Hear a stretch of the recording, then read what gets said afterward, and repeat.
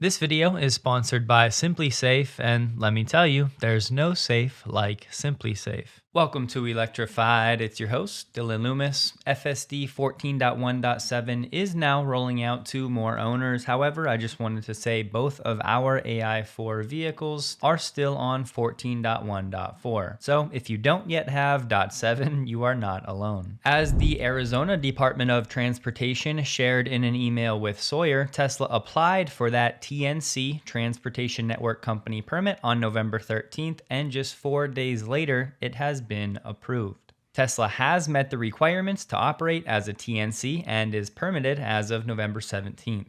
However, just FYI, if you go to the Arizona Department of Transportation website and click on this, the TNC permit report, Tesla is still not listed. But there's a simple explanation up at the top. You'll see the date 11/10, so this report is still outdated. You may have seen some reporting on this saying that additional permits will be required before Tesla can operate a Robotaxi service in Arizona. Just to clear this up, this TNC permit Tesla was just approved for allows Tesla to operate a ride-hailing service anywhere in Arizona with a supervisor in the car. This is not yet approval to run completely driverless paid rides. And that's what CNBC was referring to, but how they said it was misleading because Arizona does not require a specific fully driverless permit. All Tesla will have to do from here is submit two simple documents to ADOT. One, a law enforcement interaction plan for how first responders interact with the Robotaxi, and then two, a written statement that is really just a self-certification saying that the vehicles can meet certain criteria. And of course, Waymo has already done that simple self-certification process for fully driverless paid rides. And whenever Tesla's ready for that, they'll have no problem moving from supervised to unsupervised. In Arizona, the process is very easy, and it's effectively just the company telling ADOT they're ready to go fully driverless by submitting those two documents. So technically, there really is not a separate permit that Tesla needs to get, as CNBC said. It's just another simple step Tesla will have to take. But as Elon said, each new city will start with supervisors in the cars for the foreseeable future. So Tesla will have some time before it needs to take that step to fully driverless. And now it's just up to Tesla to determine when it wants to launch in Arizona, and the word has been Tesla will start somewhere in Phoenix or the Tempe area. But yes, technically Tesla could start this anywhere in Arizona, offering paid rides with a supervisor in the vehicles. And look, not all states will be like Arizona, but as we said all along, getting these permits is not going to be a major hurdle. So all of that reporting that Tesla hasn't even applied for these permits in these different cities is not as big of a deal as many make it out to be. In this case, Tesla went from application to permit approved in 4 days. CNBC also said Tesla's aiming to operate a commercial robotaxi service in Phoenix and several other US cities before the end of 2026. Of course, they meant before the end of 2025, so sloppy work all around from CNBC. But Arizona is likely now the next state where Tesla will launch, and I will not be surprised if this happens in the next 2 weeks, and it'll likely start as invite only with supervisors as mentioned. Remember when I told you the first home Ashley and I bought flooded months after buying it? Well, had I known that was happening much earlier, we could have avoided losing thousands of dollars worth of stuff and dozens of hours of time. From that moment, I asked myself, what am I doing not protecting the biggest investment I've ever made? And that's what sparked my research and led to me finding SimpliSafe, the sponsor of this video. Not only did we want to give peace of mind to my mother-in-law who lives with us since my father-in-law passed, but we wanted to have eyes on our home at all times, no matter where we are. We did not want any long-term contracts. We wanted robust options for sensors beyond just cameras like water sensors, door sensors, glass breaks, and so on. And of course, we wanted the user interface in the app to be seamless and very easy to use.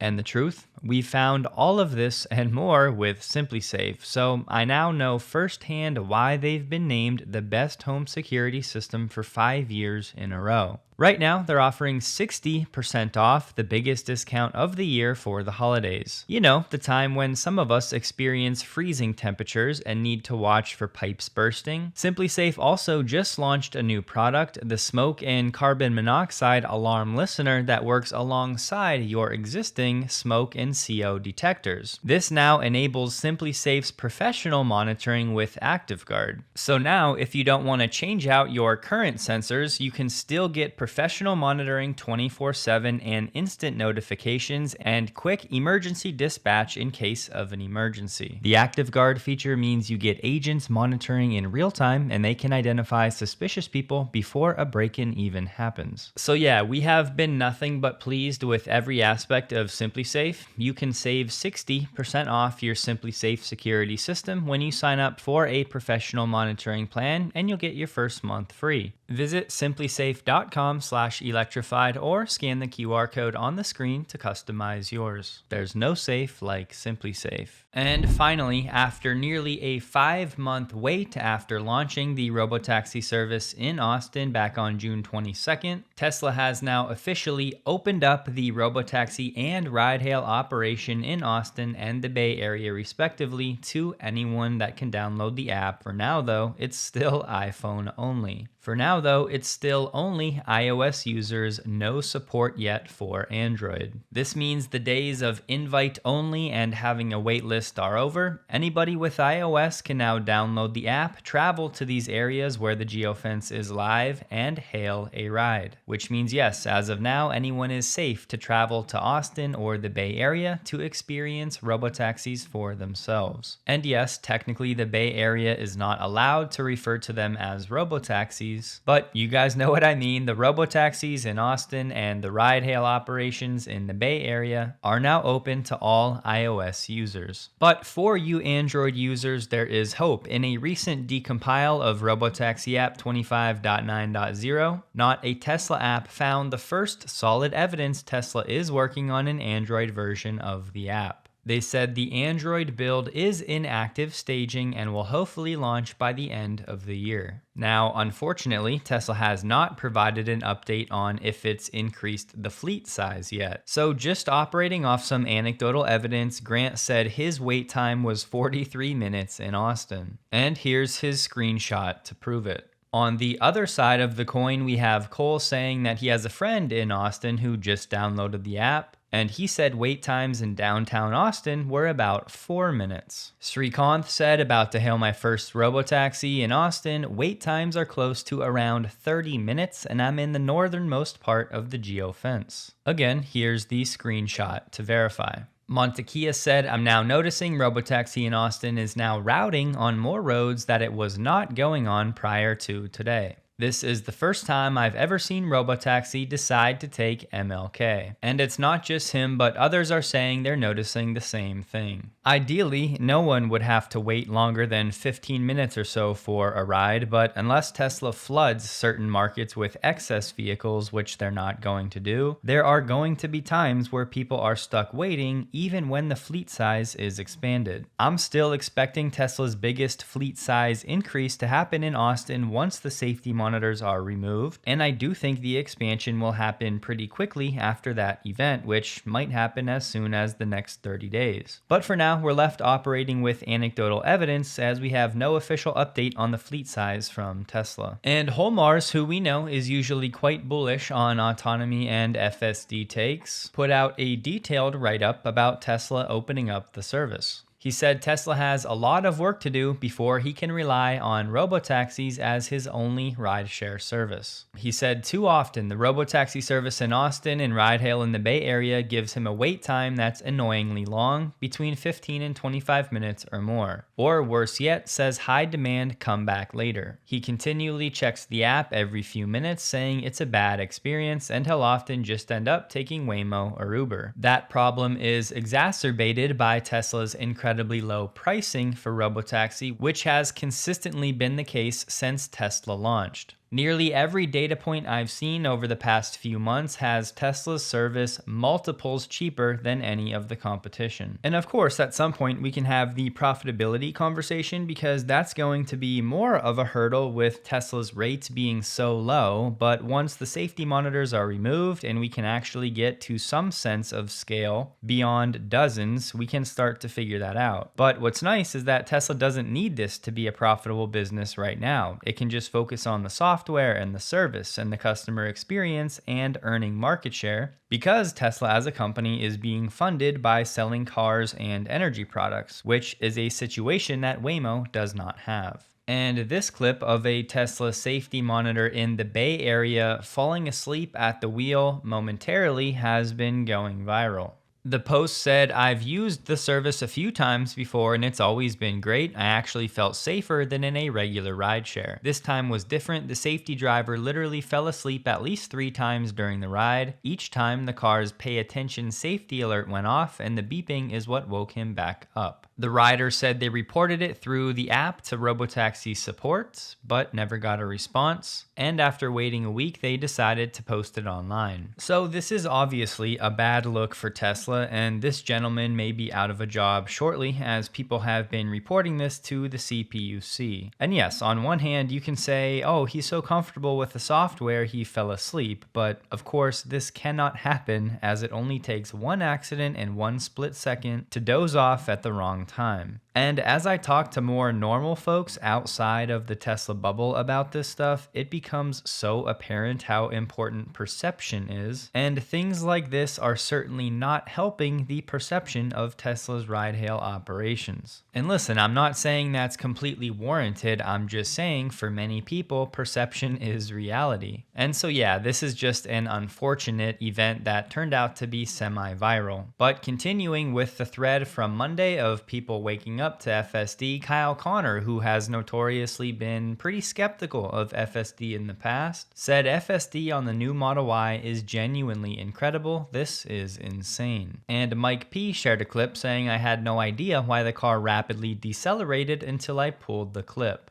In case you missed it, I'll pause for the frame right here. A deer was crossing the road. And given how dark it was, many people would never have seen it at all. Holmar said, "I have a feeling Tesla's about to unleash FSD 14 on the masses." To which Kalina Brown, who is a program manager at Tesla working on the AI team, specifically in the development of FSD software branches, she replied with the eyes emoji, which could be interpreted as a confirmation of the sentiment from Holmar's. So does this mean free trials? Does it mean 14.1.7 going fully wide? Does it mean 14.2 is right around the corner? Does it mean V14 Lite is ahead of schedule for Hardware 3 owners? Right now, we don't know, but for now, it's good to see. Today, Elon Musk and Jensen Huang from NVIDIA spoke at the US Saudi Investment Forum, and Elon had an announcement. Yeah, we're excited to announce that we're doing a 500 megawatt. 500 megawatt. 500 megawatt, yeah. We're doing 500 megawatts. Sorry, Not there's. quite, yeah. Yeah, no, there's 500 gigawatt one. We'll have to wait. That'll be $8 bazillion trillion. Stop that.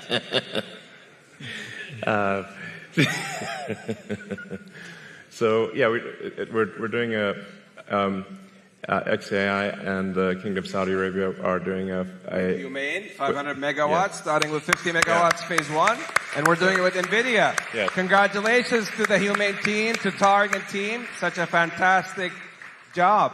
Now, if you're not familiar, this Humane is Saudi Arabia's national AI initiative that is backed by the Sovereign Wealth Fund. So XAI is partnering with Humane to build a 500 megawatt data center in Saudi Arabia, which will be powered by NVIDIA's GPUs. You heard the first phase will be 50 megawatts and will scale from there. And Saudi Arabia will provide the land, cheap energy, which I think most people are overlooking, and of course, some capital. Usually with these data center announcements, that nameplate number, the 500 megawatts, is going to refer to the maximum power of that will be allocated to the compute hardware, and this when running at full load. So it can be thought of as the peak power draw for the site. And as I've been saying, even if Tesla never invests directly in xAI, we still need to pay attention to what xAI is up to, because Grok is likely going to play a huge role in Optimus. And part of the reason this is so significant is because the electricity in Saudi is expected to be significantly cheaper, and at times the electricity costs for these data centers can be around 30% of your operating expenses over a facility's lifetime. Meaning once this facility is up and running, the energy costs every year could be hundreds of millions of dollars cheaper when comparing to a similar site in the US. And Saudi has been deliberately pricing their electricity lower for strategic projects that this would qualify as. They have access to cheap domestic oil and gas, and this deal also includes nationwide deployment of Grok in Saudi government and private sectors. So 4 things this will unlock for xAI: abundant cheap energy, plenty of land, having access to the deep pockets of the sovereign wealth fund, and likely much faster approvals, because remember, for these projects to get connected to the grid in the US can take years. And then just for some context, Colossus 1 started off at around 150 megawatts total facility power draw. So this new project in Saudi, once complete, is expected to be more than 3 times bigger than phase 1 of Colossus 1. So it's definitely a hyperscaler type of project, and xAI Memphis just said this week we continue to welcome the arrival of Tesla Megapacks. And Sawyer said specifically xAI was installing over $375 million worth of Megapacks at Colossus 2.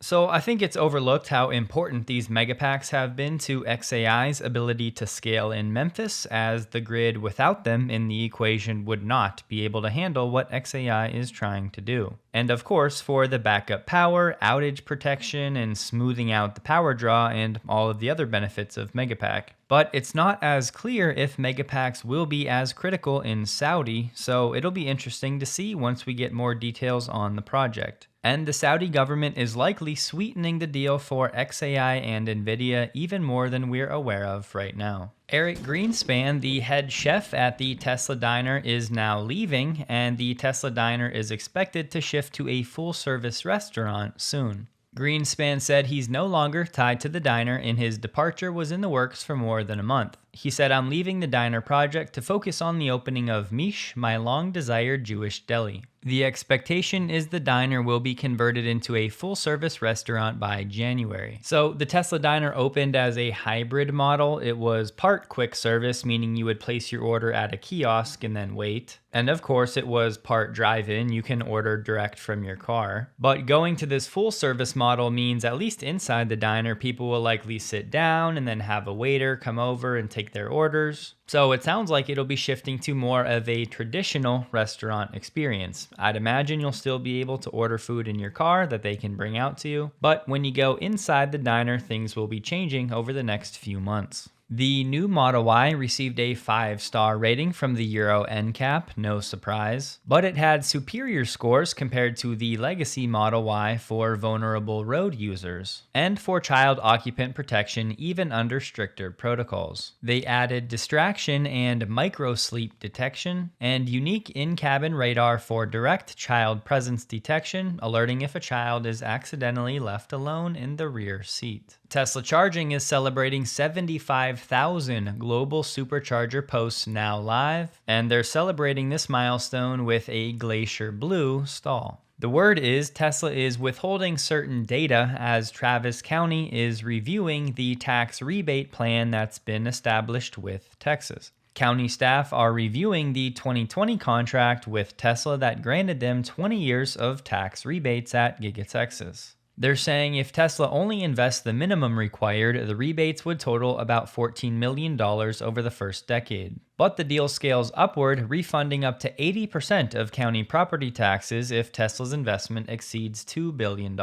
But we have Amanda Marzullo, an attorney and candidate for county commissioner, saying she was horrified by how loose some of the contract terms are, calling them unenforceable. And she believes Tesla's violating some of those terms. She now wants to take this deal into litigation, but a bit more reading and you'll find that Marzullo has been working with the organization Tesla Takedown. So at least for now, Tesla's tax rebates at Giga Texas are somewhat in question, but it sounds like there's a chance this could be a veiled political attack. Tesla has a webpage live saying starting Friday, November 21st, you can now be the first to take a demo drive in the streets of Bogota, the capital of Colombia. Tesla now has a wooden playset Tesla Semi and Cybertruck on the shop for $60. Stellantis just announced the adoption of NACS for certain BEVs in North America, Japan, and South Korea. They said starting early 2026 in North America and in 2027 in Japan and South Korea, Stellantis customers will be able to charge compatible BEVs at thousands of Tesla superchargers. So owners of cars like the Jeep Wagoneer S, the Dodge Charger Daytona, and the upcoming 2026 Jeep Recon will have supercharger access starting in 2026 in North America. Speaking of the Jeep Recon, they just unveiled it at a $65,000 starting price, and it's only going to get up to 250 miles of range. So if you ask me, those two data points alone are going to make it an uphill battle. For a vehicle that out the door is going to cost over $70,000, I think you need to be at a minimum of 300 miles of range. We know Zoox has been testing in San Francisco, but to date it's only been for Zoox employees and their friends and family. And if you're not familiar, Amazon bought Zoox about 5 years ago. But now we have Zoox opening up access for people that have been on the wait list, and they're calling this the Zoox Explorer program. And for the few who will now have access in San Francisco, the service will be free. Zoox said the goal is to remove the waitlist altogether in 2026. And today, Zoox has about 50 Robotaxis in Las Vegas and San Francisco. And from here, Zoox will have 2 hurdles before it can actually offer paid commercial rides. First, they need to get a permit from the California Public Utilities Commission, the CPUC.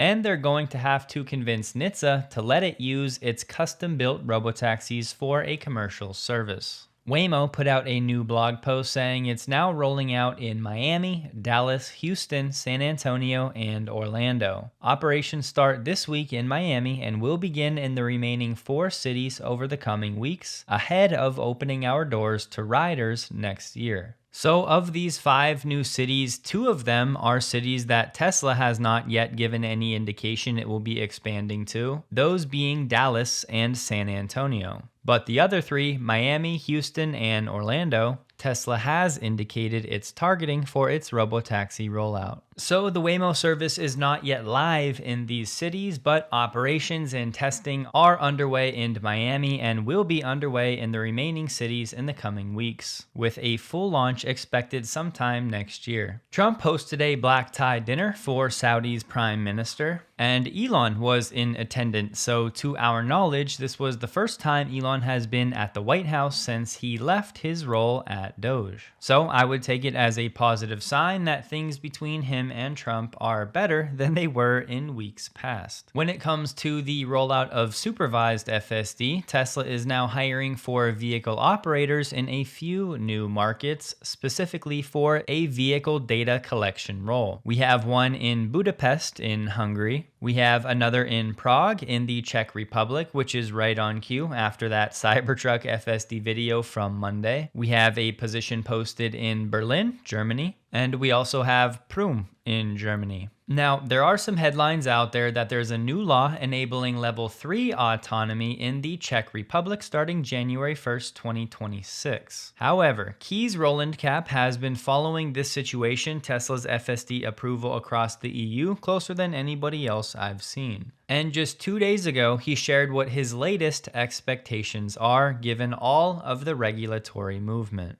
If you were to bet $10,000 right now to pick the most accurate date of when FSD supervised is going to be released in at least one European state, Unsupervised or Supervised. But you said earlier that you think they're gonna happen about the same time, right? Yeah, that's what I've come to think right now, because my optimism has and my hopium has died a little bit. I've become slightly more realistic in the last months.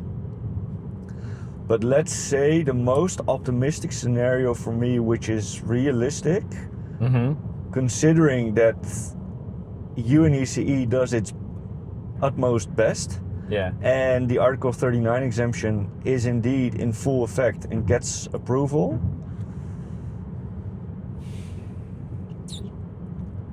I would say April 27. Wow.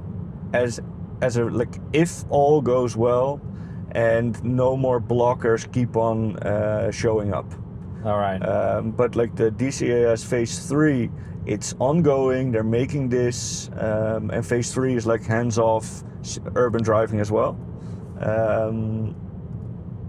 Yeah, if that gets voted on, March is too optimistic of 2026. Then September 2026 might be something. 6 months later, entry into force, then a software update a month after the entry into force date.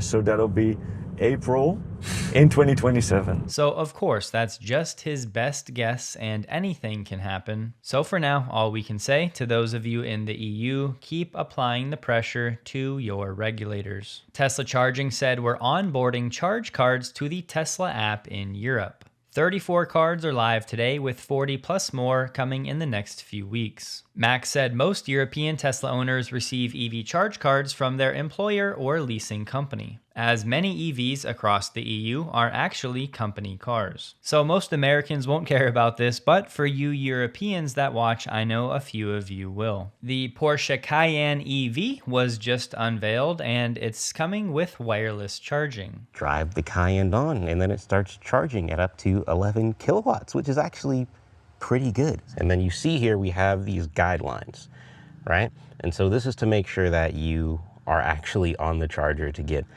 the optimal charge, obviously. So then after that, you just drive forward a little bit more, boom. And then you'll see here on the display that it should start charging, which is pretty sick. You'll see the charging speed quickly jumping up, and I find it pretty impressive how quickly it goes up. So this is set to be one of the first proper factory options for wireless inductive charging on a pure EV from a global premium brand. This vehicle starts at $111,000, and ordering for the Cayenne electric version is open, with deliveries expected at the end of next summer. Galley asked, when does Tesla have its NVIDIA stock moment? To which Elon said, major valuation change when there's unsupervised self-driving at scale, and an even larger valuation change when Optimus reaches volume production. Tesla stock closed the day at $403.99, up 0.68%, while the NDX was up 0.56%. The volume was 14% below the average. Don't forget, check out SimpliSafe, linked below, for those interested. I have found it to be a customizable, affordable, and reliable option, and as always, thanks for considering supporting the channel in that way. Hope you have a wonderful day. Please like the video if you did. You can find me on X, linked below, and a huge thank you to all of my Patreon supporters.